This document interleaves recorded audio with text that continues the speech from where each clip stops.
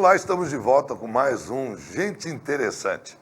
Hoje recebendo um convidado para lá de interessante, ele é muito especial. É o nosso convidado querido Lelé Arantes. Lelé nasceu Antônio Arantes Neto, né? Ele nasceu em Bálsamo, alguns anos atrás, cresceu em Cosmorama e veio para Rio Preto para se tornar um ilustre riopretense. O Lelé, carinhosamente chamado por todos por Lelé. Lelé, você fez história, é historiador, jornalista, com a participação que extrapola qualquer riopretense na área de edição, proprietário da editora THS, que é Texto e História, e tem mais de 200 obras publicadas, entre textos, entre livros, entre participações. E teve uma passagem como secretário nacional do partido do PRP, que nós vamos estar falando a respeito disso. Lelé, muito obrigado pela sua visita, pelo ter aceitado o nosso convite para falar. Há muitos anos a gente queria convidar você, Lelé. Eu que te agradeço, Elias. Agradeço você, agradeço a TV Rio Preto, agradeço a Marisa Amorim, minha colega de profissão aí, de longa data. Nós trabalhamos muito juntos já, né? E agradeço você por tudo de bom que você tem feito na minha vida. Você é um amigo muito especial para mim. Obrigado pela tua amizade também, Lelé. Me fala uma coisa, de onde, Lelé? Essa é uma história interessante, Elias. Na verdade, o Lelé é um bullying, né? Quando eu era criança, eu tinha uma dificuldade muito grande com os fonemas S, CH, F, né? X. Na verdade, eu devia ser fanho, né? Mas a molecada achava que eu era gago. E o gago, para a molecada, é o bobo da turma. E alguém resolveu me pôr um apelido de Lelé. Porque, por exemplo, faca, né? Eu não falava faca, né? Falava aca. Né? Aca, ícara, auia, sabe o que é auia? Né? Auia, né? É coisa terrível. Agora, não me pergunte a outra coisa que eu não posso falar, porque é impublicável. Auia, né? Salsicha. Isso para a molecada era uma coisa maravilhosa. Aí minha mãe me trouxe ao doutor Miguel, aqui em Mirassol, que era muito famoso na época, acho que, se não me engano, Miguel Nogueira, alguma coisa assim. E ele disse para ela, olha, esquece, deixa ele. Quando ele chegar na escola, ele vai aprender a ler. Na época de alfabetização. E aprendendo a ler, ele aprende a falar. E aí eu aprendi a ler e nunca mais parei de ler, né? Leio até hoje. Escrever. E aí eu aprendi a escrever. Mas então, bem pequenininho começou o teu apelido de Lelé. Desde pequeno, desde os 5 anos. E você escreveu tantas obras, e dentro de uma das quais me cativa muito, é o Manifesto aos 60. Escrito recentemente. O Manifesto é uma crônica, como que eu diria? É uma confissão para o passado e uma confissão para o futuro, né? Na verdade, uma remissão pelo passado, né? Deixa eu ler para você ver que coisa mais linda que ele escreveu. Ele escreveu assim: comecei a trabalhar aos 9 anos, vendendo verduras e sorvetes, engraxando sapatos, capinando quintais e fazendo pães. Limpando cadeiras de cinema e varando lona de circos. Jogando biroca, nadando em córregos e brigando e apanhando nas ruas, que era muito comum. Será que esse tempo voltará um dia? Achei muito bonito isso. Isso é bem Lelé mesmo. Eu acho que isso é bem a cidade pequena, né? Eu acho que a grande conquista da minha vida foi ter sido criado em Cosmorama, né? Cosmorama é a minha Macondo, é o meu espaço, né? Cosmorama faz parte da minha memória afetiva, da minha infância, da minha adolescência. É claro que nem tudo foram flores, nem tudo foram alegrias, nós passamos por perrengues terríveis, mas isso formou a minha personalidade. Então, eu devo isso a Cosmorama, e Cosmorama faz parte desse... Você fez seus estudos em Cosmorama? Isso. Isso. E você veio fazer faculdade aqui em São José do Rio Preto? Não, Norte. Não, Norte. Claro, com certeza. Por isso que formou um grande É. profissional. E você tem várias passagens pelo jornalismo, né? Você tem passagem pela Folha de São Paulo, como um caderno especial daqui do interior. Né? E como que você chegou até a Folha de São Paulo? Eu era do Diário, né? Fazia a cobertura política do Diário da Região. Aí a Folha de São Paulo abriu a Folha Norte aqui. E houve um momento que houve um convite. E eu acabei saindo do Diário, indo para a Folha Norte, da qual me arrependi amargamente, né? Porque não era o tipo de jornalismo que eu fazia no Diário. E aí eu acabei voltando depois para o Diário da Região. Não gostei de trabalhar na Folha, né? Você falava sobre o que nesse caderno? Política. Basicamente política. Política. Então você também tem um viés político desde muito tempo?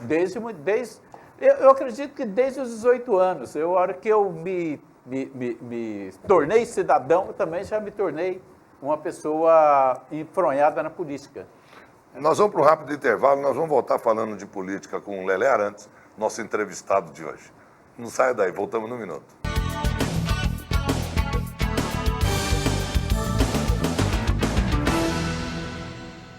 Olá, estamos de volta com gente interessante. Hoje recebendo o nosso convidado para lá de especial, Lelé Arantes. Lelé é historiador, ele é jornalista, escritor e tem várias atividades com mais de 200 obras publicadas aqui. E também proprietário da editora THS, que é Texto e História. Lelé, você teve uma trajetória grande na televisão também. Eu tive várias participações. E eu assistia teus programas. Eu confesso que eu assistia várias entrevistas. Você era um exímio entrevistador. Por que você deixou de fazer esse tipo de programa? Porque, como eu passei a fazer parte da Executiva Nacional do PRP, do Partido Republicano Progressista, 44, que agora não existe mais, eu passei a viajar muito. E eu ficava muito tempo fora de Rio Preto, o programa era diário. Então, no momento em que eu comecei a prejudicar a TV com as minhas pautas, eu optei por parar, né, e dar um tempo na televisão. Entendi. Mas eu estive na TV da cidade, que a TV Rio Preto é a sucessora da TV da cidade. Então, é o mesmo canal, né? É o mesmo canal. Então, eu estive lá 2 vezes, até 2012, entre 2004 e 2012, também tive uma passagem pela TV Câmara, lá no Canal 4. Você foi secretário de comunicação também. Eu fui diretor de comunicação da Câmara Municipal de Rio Preto, na administração do Eduardo Piacente em 2006. 2005, né, Marisa? Marisa também estava lá. Você vê que as pessoas acabam não perdendo o vício, né? A pessoa para onde vai leva, né? Como diz o cão, para onde vai leva suas pulgas, né? O Lelé, como ele passou a ser secretário nacional do PRP, vocês tiveram um programa que envolvia a mulher como um elemento político muito interessante. Eu achei um chamamento muito interessante. Por isso você tinha uma campanha televisiva de uma visibilidade muito grande. E você usou teu viés de escritor, lançou um livro onde você incluiu textos para a mulher. Eu até escrevi um poema, alguma coisa que eu falava da mulher, que é a mulher que se embriagava, porque eu tinha feito um trabalho aqui na FAMERP, aqui em Rio Preto, e esse trabalho era sobre alcoolismo feminino. Eu nunca me esqueço. E a gente acabou romantizando, sabe? A gente acabou dando um viés mais romântico para esse alcoolismo, né? Que a mulher ficava enebriada, né? Nós ficamos enebriados. Me conta desse projeto. No que resultou essa conquista? Que eu me lembro que foi um projeto nacional. Olha, Elias, ao ir para o PRP, eu levei para o PRP toda a minha bagagem como jornalista e também a minha orientação política, tá? Nós criamos dentro do PRP uma TV, que é a TV Republicana, cuja diretora durante muito tempo foi a Marisa Morim. Como você disse, o cão leva suas pulgas. Na verdade, eu era uma pulga da Marisa, sabe? Então, não sei como você vai dar o nome para ela. Mas fizemos lá uma revista e fizemos também mais de 200 cursos pelo Brasil inteiro. levando conhecimento político, doutrinação política e convidando as mulheres para vir para a política. Eu acredito, eu defendo, por exemplo, e defendi dentro do PRP, mas nós acabamos não tendo como desenvolver isso, é que a cota para a mulher, que hoje é feita na chapa, seja feita nas cadeiras. Entendeu? Entendi. Por exemplo, Rio Preto tem 9, numa cidade pequena que tem 9 vereadores, 3 obrigatoriamente teriam que ser ocupados por mulheres. Se tivesse mais de 4, parabéns para as mulheres. Né?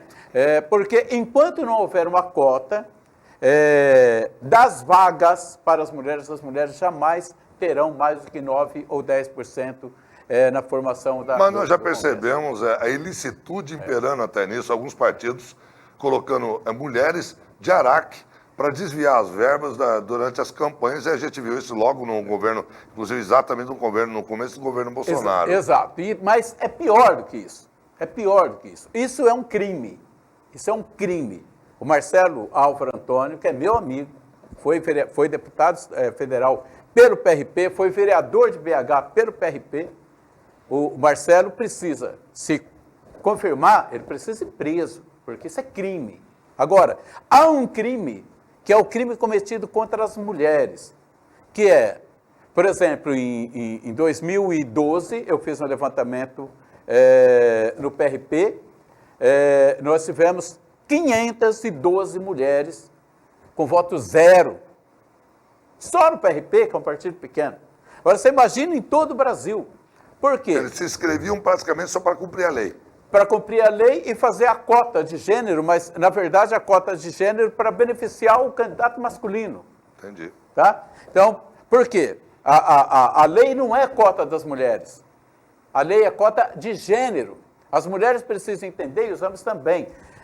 A cota não é 30% de mulheres, é 30% para o gênero. Se eu tenho 10 candidatos homens, eu tenho que ter 3 candidatas mulheres. Se eu tenho 10 candidatos mulheres, obrigatoriamente eu tenho que ter 3 candidatos homens. Pronto, acabou. E você acha que o PRP colaborou nesse aspecto de sinalizar a mulher como partícipe da política? Sim, sim. Nós conseguimos tanto que já na eleição de 2016 a gente conseguiu derrubar isso, o voto zero para... Você tem noção de quantos em percentual as mulheres assumiram no país? Porque a gente tem visto um crescente número de mulheres participando da política e tomara a Deus que aumente, porque elas realmente mudaram a cara da política. Não houve. Houve trocas, né? Saíram algumas mulheres, entraram mulheres novas, por exemplo. A Janaína Pascoal, que teve esse arraso de voto, né? Ela não levou com ela mulheres, ela levou homens. Entendi. Porque as mulheres estão sempre no sopé. Mas surfaram na onda também, né? Surfaram na onda, mas não surfaram tanto como deveria surfar. As mulheres precisam se engajar na política. Porque as mulheres precisam entender o seguinte: olha, você que está aí me ouvindo, sabe por que você não tem creche, as mães não têm creche no período de férias? Porque as mulheres não estão no governo. São os homens. Os homens, eles não querem saber se vocês vão ter que pedir demissão do emprego em novembro, porque a tua creche simplesmente entra em férias. Porque o prefeito é homem e o prefeito não está nem aí com a mulher que vai perder o emprego dela ou que não tem aonde colocar o seu filho. Então, quando você chega lá na porta do hospital, ou na porta do SUS, ou na porta da UBS e não é atendida para cuidar do seu filho que está doente, é porque os homens não levam, dificilmente os homens levam seus filhos lá para a UBS, quem leva é a mulher. É a mulher que sofre na pele os descasos dos homens. E são os homens que estão no poder. E se eles estão no poder, eles não pensam na família, eles pensam neles em primeiro lugar. Se eu ficar rico e ficar bem, eu posso cuidar da minha família e a família dos outros, cara pálida, que paga o teu salário. É isso que o Brasil precisa entender. O Brasil precisa entender que não adianta. Você pode pôr Bolsonaro, Lula, Scaff, Ciro, quem você quiser no poder. Mas enquanto as mulheres não fizerem parte em condições iguais com os homens, no Congresso, nas assembleias legislativas, nas câmaras municipais, o Brasil não muda. Nós vamos continuar Está extremamente interessante esse papo. Nós voltamos depois do comercial. Não sai daí. Nós vamos rapidinho, voltamos no minuto.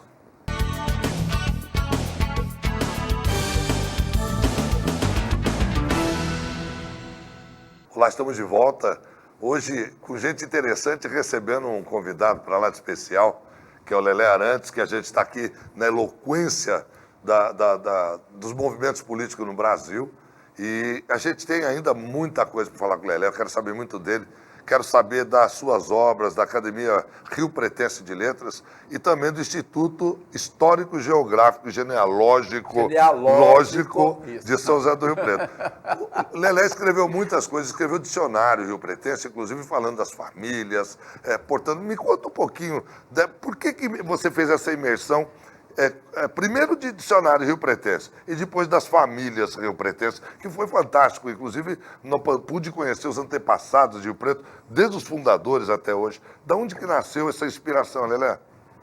Elias, isso começou em 1994, quando o diretor do Diário da Região, Norberto Buzini, fez uma pauta, pediu uma pauta para a redação, para falar da inauguração da Avenida da Saudade, que foi em 1944, do Mercadão Municipal, da escola, aqui perto da gente, aqui a Ezequiel Ramos, que na época era o segundo grupo escolar de Rio Preto, o Matadouro Municipal. Era um conjunto de obras que a cidade ganhou em 1944, conquistado pelo Hernani Pires Domingues, que era um médico prefeito de Rio Preto.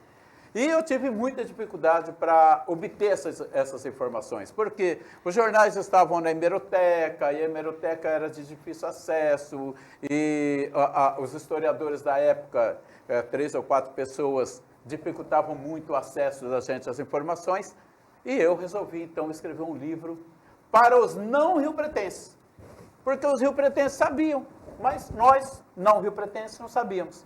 Então, eu comecei a escrever um livro sobre a história de Rio Preto, comecei a coletar informações, fui lá para o Condenfato, na época não existia ainda o arquivo municipal, comecei a pesquisar também em outros jornais antigos, consegui acesso à hemeroteca e comecei a trabalhar.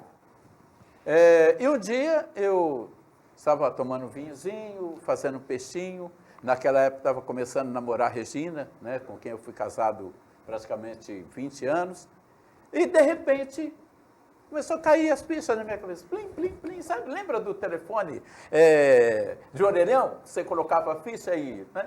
E começou a cair e eu tive a ideia de transformar aquilo num dicionário.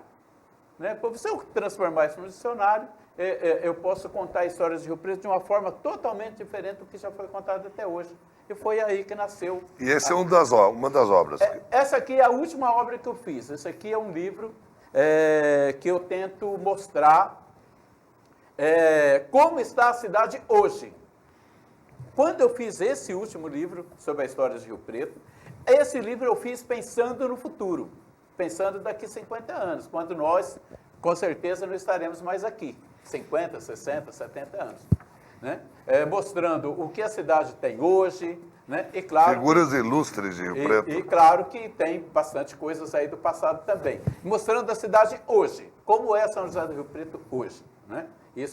Essa foi a ideia. Enquanto o dicionário era mostrar as pessoas que fizeram a história em São José do Rio Preto, tanto que depois, para não ficar aquela coisa repetitiva, dicionário Rio Pretense número 1, dicionário Rio Pretense número 2, eu fiz o Quem Faz História em São José do Rio Preto. E aqui você fez um misto entre história e personalidades. Eu vi o Salida Kiberamo, Raissa. Isso. Eu vi o Tarek também, que são pessoas muito queridas, né? E você está com essa última obra aqui também? Essa obra foi um pedido do Dom Tomé, né, Dom Tomé Ferreira, para escrever um livro sobre a história da Diocese de Rio Preto. Certo. Então, nós escrevemos... Essa aqui do lado. Aqui, o Bispado. Então, nós fizemos uma história desde a primeira capela, né, Dom, com o que nós temos de informação, até a criação do Bispado e até os dias de hoje, né, que terminou, encerrei esse livro no dia 25 de janeiro de 2019, que é os 90 anos da história da... Você fez o lançamento dele em São Paulo, inclusive? Não, em São José do Rio Preto, dia 18 de março, lá na Igreja São Judas, Menino Jesus de Praga. Certo. Tá? E aí tem uma história da diocese é a história das 70 paróquias que compõem a diocese de Rio Preto. Tá? Desde Altair até Ubarana, desde Uchoa até Bálsamo. Deixa eu ver, que interessante. E onde que é feita essa pesquisa, Lelé? Como você consegue buscar todos esses dados? Angaré, muitas coisas perdidas já. Muitas coisas perdidas, mas tem muita informação que estão soltas, são diluídas, né? E que a gente tem que buscar. Isso é resgatar a história de Rio Preto? Isso é resgate de história de Rio Preto. Por exemplo, uma coisa que eu estava explicando para o Roberto Toledo agora mesmo. Ah, por que demoliram a Catedral de São José em 1974? É tão linda. Mas me dói o coração até hoje. Aí o que eu disse para ele, Roberto, essa igreja, ela começou a construção dela em 1914. Ela era inteira feita de pó de mico com barro. Olha o tamanho da empreitada que o padre Canto assumiu naquela época. Mas quando chegou em 1920, 22, 23, pararam essas obras, porque as paredes começaram a rachar. Eu não sabia disso. Aí o que veio? Veio um arquiteto, um padre arquiteto, o Anselm Werner, austríaco, que havia construído o seminário de Gorizia, no norte da Itália, divisa com a Eslovênia. Ele veio para cá, ele veio trabalhar no seminário em Santos, naquela igreja, a igreja principal de Santos. Ele veio fazer a restauração dela, que também estava com problema. E aí ele veio em Rio Preto e passou uns dias em Rio Preto. E ele disse, olha, do jeito que a obra está, se concluirmos ela vai ruir e vai cair. Porque ela está com desnível de 10%, de 10 centímetros entre o fundo da nave e a torre. Entendi. Então, ali já teve um problema. Ali já foram feitos vários reforços para que essa igreja pudesse ficar de pé.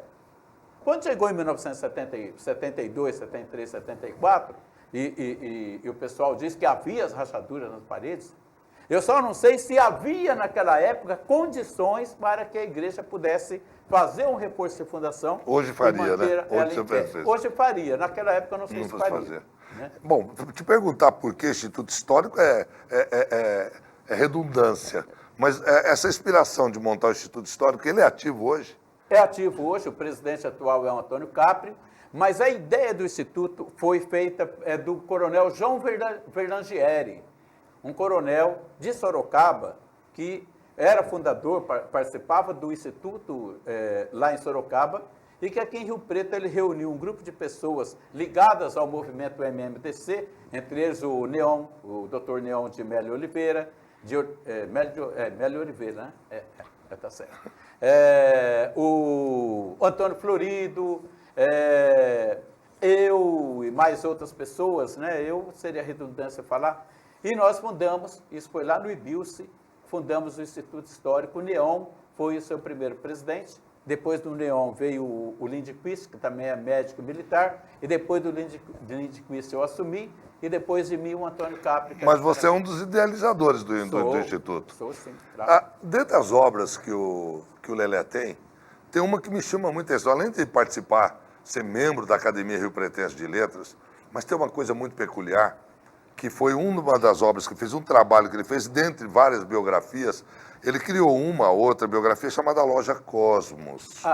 E a Loja Cosmos 110 anos de história, foi publicada em 2009. E tem uma história maravilhosa, e eu gostaria de só te estimular, porque é uma coisa que eu trabalho na Santa Casa, muitas vezes fui até atendido, fui operado, muitas vezes eu operei na Santa Casa, usei como membro, e de repente um jovem maçom, isso eu aprendi nos livros, no conto do Lelé. Aos 41 anos de idade, não havia médicos em Rio Preto e ele precisou ser tratado. E não havia. E ele veio a morrer tão jovem. E ele, antes de morrer, ele reuniu todos os maçons e provavelmente dessa loja, a Loja Cosmos, Lelé. Loja Cosmos. E doou a uma área onde hoje é a Santa Casa. Olha que riqueza de coisa. Me conta isso, mas me conta com mais detalhe. O Teodoro Rodrigues de Nazaré, era um baiano. Ele era conhecido como Teodoro Baiano. Ele tinha um hotel aqui em Rio Preto na virada do século XIX para o século XX. ele foi iniciado na maçonaria logo no primeiro grupo ali, na fundação da loja. Essa loja foi fundada, ao contrário do que foi publicado outro dia no Diário da Região. Eu não sei por quê, eu não entendo por que as pessoas insistem em perpetuar um erro. Ela foi fundada no dia 7 de fevereiro de 1899, mas alguém resolveu que ela foi fundada em 15 de maio. Então, fica com 15 de maio aí, perpetua o erro, que eu garanto, a minha parte, eu sei que está certo, que a ata número 1 está lá. Se vocês têm preguiça de ler, é problema de vocês. Mas vamos lá. A loja foi fundada e ela fez algumas coisas importantes em Rio Preto. Ela criou a primeira biblioteca pública de Rio Preto, voltada para o público, que não havia. Ela fez a primeira revista de Rio Preto, que é a revista Cosmos, tirou 4 números. Mas ela fez uma coisa importantíssima para Rio Preto, que foi a fundação da Santa Casa de Rio Preto. Agora, isso houve um conjunto de coisas boas, de atividades e ruins, né? Porque o Teodoro ficou doente, e ele morreu praticamente no final de 1901, e ele chamou os maçons para, olha, eu tenho um terreno. Esse terreno, na verdade, é ali na esquina da Rua Boa Vista com a Rua Luiz Antônio da Silveira. E esse terreno é para a gente construir um hospital. E aí, em 1908, quando acabou o inventário dele e tudo certinho, que a loja recebeu o documento, no dia 1º de janeiro de 1909, o Adolfo Guimarães Correia, que era o venerável mestre, e também era o prefeito de Rio Preto, convocou as autoridades, entre elas o juiz de direito da cidade, promotor, vereadores, e fundou a Santa Casa de Rio Preto. Nessa época, nós já tínhamos 2 médicos aqui. Aliás, 2 não, que era o Aristides Serpa, que havia sido nomeado diretor. Primeiro médico de Rio Preto. Segundo. O primeiro é o Filiano Fagiani, que ficou 5, 6 meses aqui, mas foi embora em maio de 1904, em maio de 1905, em circunstâncias que a gente não sabe ainda, até hoje eu não consegui descobrir, mas ele fugiu da cidade da noite para o dia, eu acredito que seja dívida, alguma coisa do tipo. E o Serpa já veio nomeado pelo governo do estado para tomar conta do posto de higiene, que não era um hospital, era apenas um posto de higiene, e eles tinham o direito de atender as pessoas, mas não tinha um hospital. Aí, em setembro, mais ou menos, veio o Fritz Jacob. Então, a Santa Casa, de repente, começou com o Aristides e com o Fritz Jacob aqui, mas na propriedade com o trabalho dos maçons. Ela foi inaugurada, na verdade, em 1912, né? Demorou-se para construir, precisou de muita gente, de muita doação, a cidade, os maçons faziam coletas para poder levantar o dinheiro para construir a Santa Casa, que foi, na época, inaugurada, se não me engano, com 12 ou 14 leitos. 8 para homens, 6 para mulheres. Até nisso as mulheres já estavam perdidas. Já estavam na frente. As mulheres morriam mais, tinham mais problema e mesmo assim tinha menos leito para as mulheres. É fantástico. Mas é fantástico, olha. Isso é fantástico, gente. Isso me deixa tão irritado. Bom, eu fico até constrangido de interromper um programa desse, tão maravilhoso, tanto que a gente gostaria de fazer um novo programa, e vamos. Eu quero convidar o Lelé, vir falar só a respeito da construção de Rio Preto pelos povos que migraram e construíram essa cidade. Como você está contando, eu estou assim, ficando maravilhado. Coisa que nós nascemos aqui e não conhecemos. Né? Eu quero agradecer você demais, Lelé, por essa entrevista maravilhosa que você nos deu. Tá? E já te convidar para você voltar. Eu quero mais disso, eu quero mais esse calor histórico. Ele, além de escrever o dicionário, é uma enciclopédia esse ambulante, né? Muito obrigado mais uma vez, Lelé. Eu que agradeço, Eli. Eu agradeço você também pela sua atenção e voltamos em breve com mais um Gente Interessante. Lelé Arantes, Gente Interessante.